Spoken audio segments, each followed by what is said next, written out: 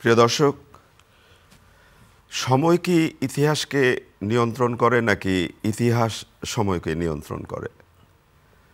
আবার এমন প্রশ্ন দেখা দেয়, সত্য কি ইতিহাসকে প্রভাবিত করে নাকি ইতিহাস সত্যকে প্রভাবিত করে? আমি রেজানুর রহমান, সংবাদপত্রে বাংলাদেশ অনুষ্ঠান থেকে আপনাদের স্বাগত জানাচ্ছি। আমাদের আজকের অনুষ্ঠানে অতিথি হিসেবে উপস্থিত আছেন নাগরিক সংহতির সাধারণ সম্পাদক শরীফুজ্জামান শরীফ। শরীফ, আজকের পত্রপত্রিকার শিরোনাম পড়ার পরে আমি অনুষ্ঠানের শুরুতে যে কথাগুলো বললাম সেই প্রশ্নটাই হয়তো দেখা দেবে। পড়ে শোনাই। দৈনিক প্রথম আলো, সরকারের দেশ চালানো নিয়ে কিছুটা সন্তুষ্ট 49% মানুষ, অত্যন্ত সন্তুষ্ট 5। খালেদা জিয়ার অবস্থার উল্লেখযোগ্য উন্নতি নেই। দৈনিক যুগান্তর, জুলাই আন্দোলনে আদালতে অভিযোগ প্রমাণ মেলেনি 56% মামলার, দুর্নীতির লাগাম টেনে ধরা বিএনপির পক্ষেই সম্ভব, তারেক রহমান বলেছেন। দৈনিক সমকাল, 5 জোটে বিভক্ত দলগুলো আসনের সমীকরণ মেলেনি, খালেদা জিয়ার শারীরিক অবস্থার কিছুটা উন্নতি। দৈনিক কালের কণ্ঠ, চলতি সপ্তাহেই তফসিল, টিআইবির নির্বাহী পরিচালক বললেন দুর্নীতির বিরুদ্ধে কঠোর অবস্থান নিতে অন্তর্বর্তী সরকার ব্যর্থ। বাংলাদেশ প্রতিদিনের শিরোনাম, 71-এ তারা লাখ লাখ মানুষ হত্যা ও মা বোনদের ইজ্জত লুটেছিল, চলতি সপ্তাহেই ভোটের তফসিল। মানবজমিনের শিরোনাম, তফসিল চূড়ান্ত, খালেদা জিয়ার সিটি স্ক্যান সহ কয়েকটি পরীক্ষা করা হচ্ছে, এনসিপি, এবি পার্টি ও রাষ্ট্র সংস্কার মিলে নির্বাচনী জোট। খবরের কাগজের শিরোনাম, তফসিল ঘোষণায় প্রস্তুতি ইসি, আপাতত দেশেই খালেদা জিয়ার চিকিৎসা, তাদের দেশের মানুষই 71 সালে দেখেছে, আলোচনা সভায় তারেক রহমান। আমার দেশের শিরোনাম, অজ্ঞাত জুলাই শহীদদের লাশ উত্তোলন, কান্না, এনসিপি, এবি পার্টি সহ 3 দলের নতুন মোর্চা। কালবেলার শিরোনাম, ক্ষমতার জাদু নিয়ে সরকারি জমি বেচাকেনা সাগুপ্তার, ভোটের প্রস্তুতি ও তফসিল নিয়ে সুন্দরভাবে এগিয়ে যাচ্ছে ইসি। সময়ের আলো, 7 দিনের মধ্যে তফসিল, খালেদা জিয়াকে দেশেই সারিয়ে তোলার চেষ্টা, ভোট আয়োজনে প্রস্তুত ইসি।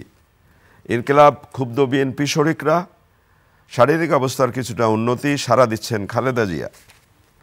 দৈনিক করতোয়া, চলতি সপ্তাহে তফসিল, রূপালী বাংলাদেশ, আপাতত খালেদা জিয়াকে না হচ্ছে না বিদেশে, ভোটের সময় বাড়ল 1 ঘন্টা, যে কোনো দিন তফসিল।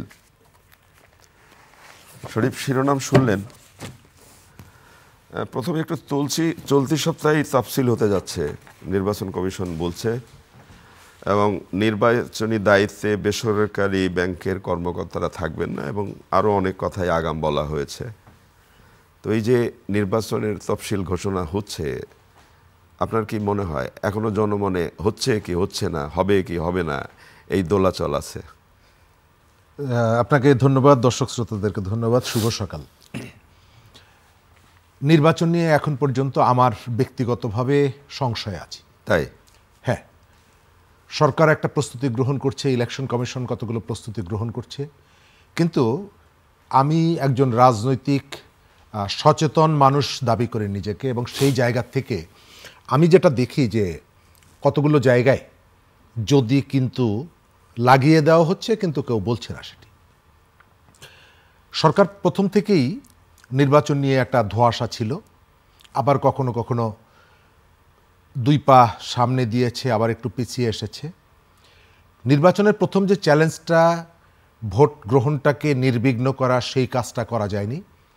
মাঠে প্রচুর অবৈধ অস্ত্র আছে, বিশেষ করে 5ই আগস্টে লুণ্ঠিত যে অস্ত্রগুলো, এবং এই অস্ত্রগুলো ইতোমধ্যেই ব্যবহার শুরু হয়েছে।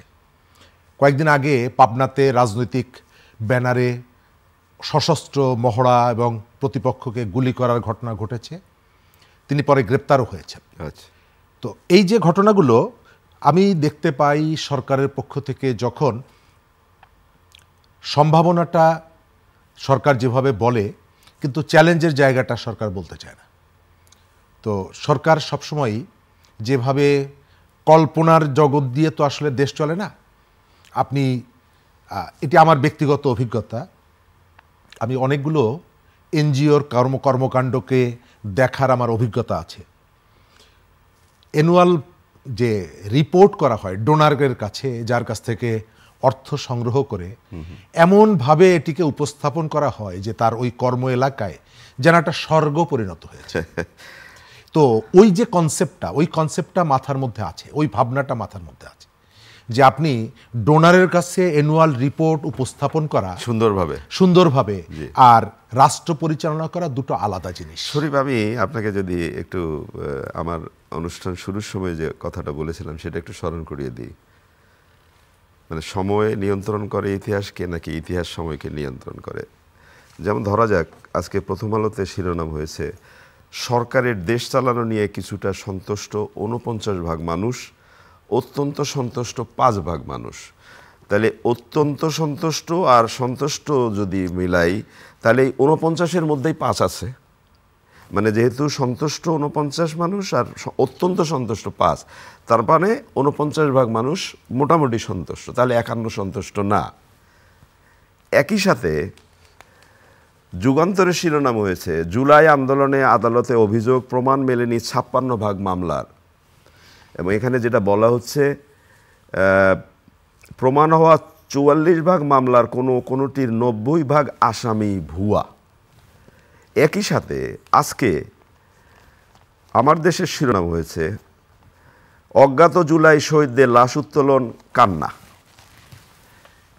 এইটাকে কি ভাববেন আপনি, কিভাবে বিশ্লেষণ? প্রথম জায়গাটা আমি প্রথম আলোর যে শিরোনামটা করেছে, এত বড় লিড সাধারণত তারা করে না। জি। তো এর মধ্যে আমার অবজারভেশন হচ্ছে সরকারের একটা অভিমতের প্রতিফলন আছে। যেভাবে কিছুটা সন্তুষ্টর অর্থ কি?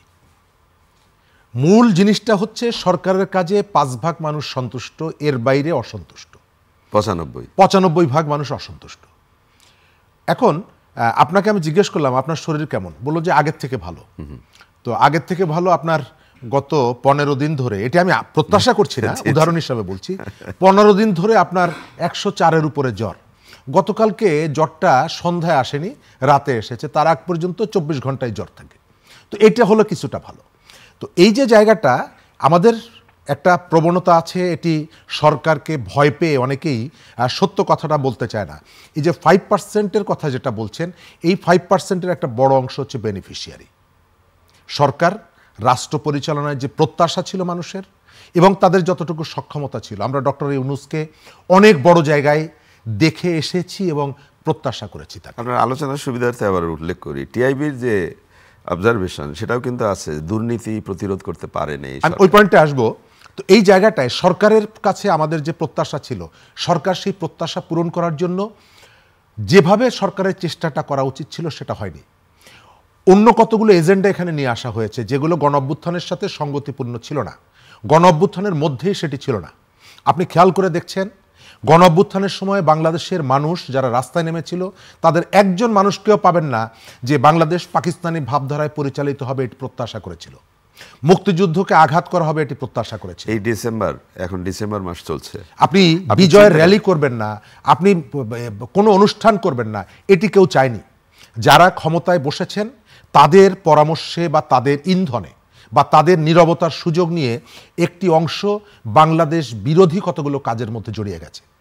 এটি আমাদের কাছে প্রত্যাশিত ছিল না এবং মানুষ কিন্তু ভেতরে ভেতরে ফুঁসছে। এটি যারা বুঝতে পারছেন না, যারা এই কাজগুলো করছেন তারা বুঝতে পারছেন না যে মানুষ ফুঁসছে, রাইট, ফুঁসছে। আমি অনেকগুলো উদাহরণ আপনাকে দেখাতে পারি। মানুষ ফুঁসছে এবং এই যে কাজগুলো হচ্ছে, এই কাজগুলো যদি আপনার মনে হয় যে আমি তো বিরাট কাজ করে ফেলেছি, আমি টেলিভিশনে বসে মুক্তিযুদ্ধ শহীদদের সংখ্যা নিয়ে আমি প্রশ্ন তুলছি, কেউ আমাকে কিছু বলছে না। যদিও এই বীর পুঙ্গবদেরকে আমি 5ই আগস্টের আগে কোথাও দেখিনি। আমি 16 বছর টেলিভিশনে কথা বলি, এদেরকে আমি কেউ টেলিভিশনের কথা বললেন, টকশোর কথা বললেন, এখন তো টকশো অনেক আলোচিত বিষয়। একজন বললেন বঙ্গবন্ধুকে বিশ্বাসঘাতক, সেটাও তো বলছেন। আমি তো ওই জায়গাটায় আসছি যে এদেরকে টকশোতে কথা বলার কারণে অসংখ্য মানুষ গ্রেপ্তার হয়েছে। ব্যারিস্টার মইনুল হোসেন গ্রেপ্তার হয়েছে। আমি আমার নিজের উপস্থিতিতে, আমি একটা টেলিভিশনে বিএনপির একজন নেতা টকশো করে নিচে নেমেছি 14 সালে 5 জানুয়ারি নির্বাচনের পরে, সাথে সাথে তাকে গ্রেপ্তার করে নিয়ে গেছে। তিনি বছরখানেক আগে মারা গেছেন। তো এই ধরনের অসংখ্য মানুষ নির্যাতিত হয়েছেন। এখন যারা এসে ফাঁকা মাঠে আওয়ামী লীগ নাই, র্যাব নাই, হারুন নাই, বিপ্লব নাই, এখন তার ওই যে এটা দেখাচ্ছে, হ্যাডমটা দেখাচ্ছেন। তো এই মানুষগুলোকে আমি মাঝে মাঝে বলি, আমার সাথে দুই একজনের দেখাও হয়, যে আপনি যদি থাকতেন 5ই আগস্টের আগে, তাহলে আমরা হাসিনাকে তাড়াতে পারতাম মনে আরো আগে। এই যে সাহস নিয়ে কথাগুলো বলেন, ফাঁকা মাঠে রাস্তার যখন সবাই ঘুমিয়ে পড়ে, শিয়াল হুক্কা হুয়া বলে কখন জানেন? যখন সে নিশ্চিত হয় যে তার আশপাশে কেউ জেগে নেই, তখন হুক্কা হুয়া বলে। তো এই কাজগুলো করা হচ্ছে, এগুলো আমাদের প্রত্যাশিত ছিল না। বাংলাদেশের একটা গণ আন্দোলন, একটা গণ অভ্যুত্থান যাই বলেন না কেন, এটা তো মুক্তিযুদ্ধের কাউন্টার কোনো কিছু না, মুক্তিযুদ্ধের প্যারালাল না, সেটাই তো করা হচ্ছে, কিন্তু সেটি করা হচ্ছে। এবং এই করার পেছনে নিশ্চয়ই উদ্দেশ্য আছে। এবং একই সঙ্গে এই যে মানুষগুলো ক্রমশই মানুষের মধ্যে ক্ষোভ বিক্ষোভ এটি দানা বাঁধছে। কারণ যে ছাত্ররা, যে তরুণরা এই গণ অভ্যুত্থানে নেমেছে, আপনার মনে থাকার কথা বঙ্গবন্ধুর একটা বক্তব্য ভাইরাল হয়েছিল, রিয়েলিটি মাইনে নাও। এই কথাগুলো হয়েছে। এবং আপনি এই কাজগুলো করার ভেতর থেকে কি করছেন? শেখ হাসিনা পদত্যাগের আগে যে অভিযোগটা করেছিল, এটি রাজাকারদের আন্দোলন, এটি অন্যদের আন্দোলন, এটি এই যে ট্যাগগুলো দিয়েছিল, আপনি সেটিকেই তো প্রমাণ করে দিচ্ছেন আপনার এই গণঅভ্যুত্থানের সঙ্গে। আপনি যেটা বললেন, এই যুগান্তরের শিরোনামটা যদি আরেকবার পড়ে শোনাই আপনাকে, জুলাই আন্দোলনে আদালতে অভিযোগ প্রমাণ মেলেনি 56% মামলার, এবং যেখানে বলা হচ্ছে 44% মামলার কোনোটি 90% আসামি ভুয়া। আমাদের এই গণঅভ্যুত্থানটাকে প্রথমেই এটিকে প্রশ্নের মুখে ফেলা হয়েছে এই যে ভুয়া মামলা দিয়ে। এই আলোচনাগুলো কিন্তু আমরা করেছিলাম। আমরা করেছি আজকে যে এইভাবে পরিবেশ অধিদপ্তর একজন রাজনৈতিক নেতা ঢাকার মধ্যে তার একটা কোল্ড স্টোরেজ এটি পরিদর্শনে গিয়েছিল, কিন্তু তার ওই ধরনের প্রতিষ্ঠান গড়ে তোলার জন্য যে ধরনের প্রস্তুতি দরকার সেগুলি কিছুই ছিল না। সরকার ওই যে টিমটা গিয়েছিল তারা তার বিরুদ্ধে একটা রিপোর্ট দিয়েছে, ব্যাংক লোন আটকে গেছে। এই অভ্যুত্থানের পরে তিনি ওই যে পরিবেশ অধিদপ্তরে যারা গিয়েছিলেন প্রত্যেকেই এই যে হত্যা মামলায় ঢুকিয়েছেন। এমনকি আজ থেকে 5-7 বছর আগে তার একটা মেয়ের পারিবারিক দাম্পত্য কলহের কারণে বিবাহ বিচ্ছেদ হয়েছে, সেটা ঢুকিয়ে দেওয়া হয়েছে। সেই জামাই এবং জামাইয়ের আত্মীয় স্বজনকে পর্যন্ত মামলায় ঢুকিয়ে দেওয়া। মানে ব্যাপারটা হলো এটাই সুযোগ, এটাই হচ্ছে সুযোগ। এবং এই সুযোগে আপনার মনে থাকার কথা, মাহিয়া মাহিকে যখন বিদেশে যেতে বাধা দিল, অভিযোগ কি? উনি একটি হত্যা প্রচেষ্টা মামলার আসামি এবং 91তম আসামি, অর্থাৎ একজনকে হত্যার চেষ্টা করা হয়েছে প্রায় 1000 মানুষ মিলে। তো এই মামলাগুলো, হ্যাঁ এটি সত্য, সরকার চাইলে এগুলোকে বন্ধ করতে পারে না, কিন্তু সরকারের পক্ষ থেকে যেভাবে আহ্বানটা জানানো উচিত ছিল, দায়িত্বশীলদের পক্ষ থেকে আহ্বান জানানো উচিত ছিল। এমনকি গণ অভ্যুত্থানের যারা মাস্টার মাইন্ড ছিলেন, যারা সামনের সারিতে ছিলেন, যারা সংগঠিত করেছেন, তাদের পক্ষ থেকেও বলা উচিত ছিল এই ঘটনাগুলোকে, গণ অভ্যুত্থানের স্পিরিটকে ম্লান করেছে, এই ঘটনাগুলো প্রশ্ন তৈরি করেছে। এবং যেখানে আমরা আমাদের যে ডেস্টিনেশন যেটা ছিল, আমরা যেখানে যেতে চেয়েছিলাম সেখানে যেতে পারিনি বলেই তো 1 বছরের মধ্যে মাত্র 5% মানুষ সরকারের প্রতি সন্তুষ্ট হয় না। এটি আপনার করার দরকার নেই, কোনো সার্ভের প্রয়োজন নেই। আপনি ছাত্র সংসদ নির্বাচনগুলোতে দেখেন, যিনি 1 দফা পাঠ করেছিলেন শহীদ মিনারে, যিনি 9 দফা পাঠ করেছিলেন শহীদ মিনারে, যারা মিছিলের সামনে ছিলেন, এবং গণ অভ্যুত্থানের ভেতর থেকে গড়ে ওঠা রাজনৈতিক দলটি, যাদের সমন্বয়কদের বেশিরভাগ ওই দলের সঙ্গে যুক্ত, নির্যাতিত হয়েছেন, হত্যার চেষ্টা হয়েছে, ডিবি অফিসে নির্যাতনের শিকার হয়েছেন, তারা এসে ছাত্র সংসদ নির্বাচনে তাদের জামানত থাকছে না, কোনো প্রতিষ্ঠানে তারা প্যানেল পর্যন্ত দিতে পারছে না, একেবারে তাদের আইডেন্টিটি নিয়ে যারা। আপনি যেহেতু প্রসঙ্গ তুললেন, তারা তো আবার তারা সহ 3টি রাজনৈতিক দল একটা মোর্চা গঠন করলেন গতকাল, এবং তারা, নাহিদ সাহেব গতকাল যেমন বললেন যে আমাদের বড় রাজনৈতিক দলের সাথে স্বপ্ন দেখা ঠিক হয় নাই, আমরা নিজেদের স্বপ্নটা নিজেরাই দেখব। প্রথমত আমি বলবো যে তারা যদি এটা অনেস্টলি করতে চান, আমি এটিকে অ্যাপ্রিসিয়েট করি। যখন তরুণরা রাজনীতি করতে চায় না, পলিটিক্সকে হেট করে, তখন তরুণদের একটা অংশ অন্যদিকে না গিয়ে তারা রাজনীতিতে এসেছে, এটা পজিটিভ, এটি আমাকে ইতিবাচকভাবেই ভাবায়। কিন্তু আসার পরে তাদের ব্যক্তিগত কতগুলো সততা অসততা যুক্ত করে এই উদ্যোগটাকে তারা বিতর্কিত করেছেন। কখনো কখনো এক ধরনের সকাল বিকাল বক্তব্যের মধ্যে ভিন্নতা ছিল, এটি প্রশ্নের মুখে দাঁড়িয়েছে। তারা একটা বিকল্প রাজনীতি গড়তে চায়, আমাদের এখানে একটা বিকল্প রাজনীতি দরকার। কিন্তু কি কর্মসূচির ভিত্তিতে কিভাবে তারা করতে চান, কোন কোন পয়েন্টগুলোকে তারা হাইলাইট করবেন, এই বিষয়গুলো পরিষ্কার করতে মানে ডেস্টিনি রাইট। ওই জায়গাটায় আপনি বিএনপির সঙ্গে তলে তলে আলোচনা করলেন, যখন বিএনপি আপনাকে আসন নিশ্চিত করলো না, তখন বাইরে এসে আপনি বিএনপিকে ক্রিটিক করছেন। গত পরশুদিনও দেখলাম যে তাদের একজন নেতা বলছেন যে আমরা এখনো বিএনপি এবং জামাতের সাথে সংযোগ রাখছি, যদিও নতুন রাজনৈতিক দল যখন তারা গঠন করেন তারা বলেছিলেন এক ফ্যাসিস্টকে আমরা বিদায় করেছি, আর এক লুটেরাকে আনার জন্য না, তারা মিন করেছিলেন বিএনপিকে। এখন দেখা যাচ্ছে যে তারা ওই জায়গা থেকে সরে এসে ভেতরে ভেতরে একটা সংযোগ রক্ষা করতে চাইছেন। তারা যদি নতুন রাজনীতি বিকশিত করতে পারেন আমরা স্যালুট করব, এটি অ্যাপ্রিসিয়েট করব, কিন্তু একই জায়গায় রাজনীতি আপনাকে পরিষ্কার করতে হবে। এখন পর্যন্ত যেটা দেখা যাচ্ছে আমাদের পুরো রাজনীতিটা হচ্ছে উপরিকাঠামোর আলোচনাগুলো করা। ব্যবসায়ীরা এক রাতে পার লিটার তেল 9 টাকা বাড়িয়ে দিল। আপনি তারপরে বললেন যে আমি এটা জানি না, আমাকে জানানো হয়নি, ব্যবসায়ীদেরকে ডাকলেন, তারপরে নেগোসিয়েশন হলো 6 টাকা বাড়ানো যাবে। অর্থাৎ 5 লিটারের একটা কন্টেইনার যেখানে 45 টাকা, সেখান থেকে এখন তারা 30 টাকা পাবে। তো এই যে বৃদ্ধির কোনো যৌক্তিকতা নেই। আপনার প্রত্যেকটা জায়গায় আমাদের সাধারণ মানুষের সংশ্লিষ্ট যে জায়গা, আপনি যেহেতু প্রসঙ্গটা তুললেন, ধরেন এখন পেঁয়াজের মৌসুম, হ্যাঁ, অথচ বাজারে পেঁয়াজের একেবারে উচ্চ মূল্য। যখন মোটামুটি একটা পরিস্থিতির মতো তৈরি হলো, ব্যাপারটা এরকম যে যারা পেঁয়াজ নিয়ে বাণিজ্য করবেন তারা বাণিজ্যটা করে ফেলেছে, তখন শোনা গেল আমরা পেঁয়াজ আমদানি করব। আপনি আরেকটা নিউজ দেখবেন, আমি আরেকটা পত্রিকায় দেখলাম, রোজাকে টার্গেট করে পণ্যের দাম বাড়ানো হচ্ছে, শুরু হয়ে গেছে, আস্তে আস্তে করে বাড়বে। সরকারের দায়িত্বশীল আচরণের ক্ষেত্রে যথেষ্ট ঘাটতি আছে। আমি দুদিন ধরে দেখছি আমাদের যোগাযোগ উপদেষ্টা, যদিও আমরা অনেকেই যোগাযোগ উপদেষ্টাকে এটি আমরা বলতে পারবো না, কারণ হলো কাজ নাই আর কি, উনি বিভিন্ন রাস্তায় গিয়ে বলছেন এটি অপ্রয়োজনীয় ছিল, এই রাস্তাটা তৈরি করা উচিত হয়নি, এটি রাষ্ট্রের অপচয় হয়েছে। তো উনি প্রয়োজনীয় যে উদ্যোগ গত 1 বছরে নিয়েছেন কিনা, উনি দায়িত্ব নেওয়ার পরে এই যে মেট্রো রেলের যে দুর্ঘটনাটা, অবশ্যই এখন দায়িত্ব। এখন আপনি যদি বলেন যে না, মেট্রো রেল যে আবিষ্কার করেছেন তাদেরকে আমরা দায়িত্ব দিব, তা তো আর হবে না। সরকারের যে বডি ল্যাঙ্গুয়েজ, ওই একটা আমাদের এক বড় ভাই ছিলেন, উনি গল্প করতেন যে ইচ্ছে করে 1 বাটি গরম দুধ ফু দিয়ে দিয়ে খাই। তো পাশ দিয়ে একজনে বলছে যে খাও, তো তোমার কাছে দুধ আছে? বলছে না। তো বাটি? তাও নাই। তো কি আছে? ইচ্ছে এবং ফু আছে। ইচ্ছা আছে। তো সরকার নির্বাচন রাষ্ট্র পরিচালনায় নিয়ে ইচ্ছে এবং ফু দিয়ে সবকিছু বাস্তবায়ন করতে চাইছে, এটা সম্ভব হবে না। একেবারে শেষের দিকে আমরা যাই, যে সংবাদটি আমাদের বেশ আলোড়িত করে, উদ্বেগ জাগায়, খালেদা জিয়া, ওনার অবস্থা কি সবাই জানতে চায় যে কেমন আছেন তিনি। খালেদা জিয়ার অবস্থার উল্লেখযোগ্য উন্নতি হয়নি, এটা প্রথম আলোর শিরোনাম। আবার কোনো কোনো পত্রিকার শিরোনাম খালেদা জিয়ার শারীরিক অবস্থার কিছুটা উন্নতি। আমরা বরাবরের মতো চাই যে তিনি সুস্থ হয়ে আবার বাংলাদেশের রাজনীতিতে ফিরে আসবেন এবং নেতৃত্ব দেবেন। বাংলাদেশের রাজনীতিকে ঘিরে বহুমাত্রিক ষড়যন্ত্র চলছে, ঠিক সেই মুহূর্তে এই ধরনের নেতৃত্বের এখানে দায়িত্ব গ্রহণ করা দরকার, নেতৃত্ব দেওয়া দরকার।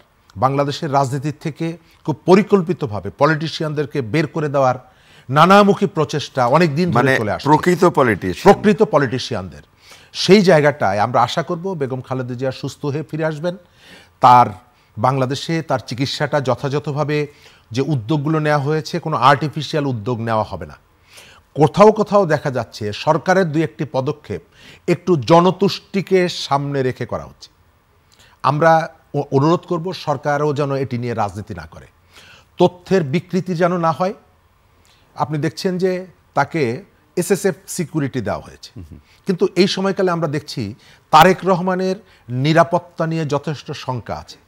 আবার এক উপদেষ্টা বলছেন বেগম খালেদা জিয়াকে শুধু এসএসএফ দেওয়া হবে, আর পরিবারের কাউকে দেওয়া হবে না। প্রয়োজনটা তো আসলে তারেক রহমানের বা অন্য পলিটিশিয়ানদের। তো এর ভেতর থেকে, আমি পলিটিক্স বলতে মিন করেছি এটা, আপনি এর ভেতর থেকে দেখাচ্ছেন যে খালেদা জিয়ার জন্য আমরা অনেক কিছু করছি, হ্যাঁ সরকার হয়তো করছে, কিন্তু কোথায় কোনটা করা দরকার এটিকে আপনাকে ঠিক করা দরকার। এই মুহূর্তে বাংলাদেশের রাজনীতির জন্য তারেক রহমানের বাংলাদেশে উপস্থিত হওয়া দরকার, তবে সরকার যেন এটি নিয়ে রাজনীতি না করে। অনেক অনেক ধন্যবাদ আপনাকে। প্রিয় দর্শক, আপনারা নিশ্চয়ই শুনলেন ভালো থাকবেন। আগামীকাল নিশ্চয়ই আবারও কথা হবে। খুদা হাফেজ।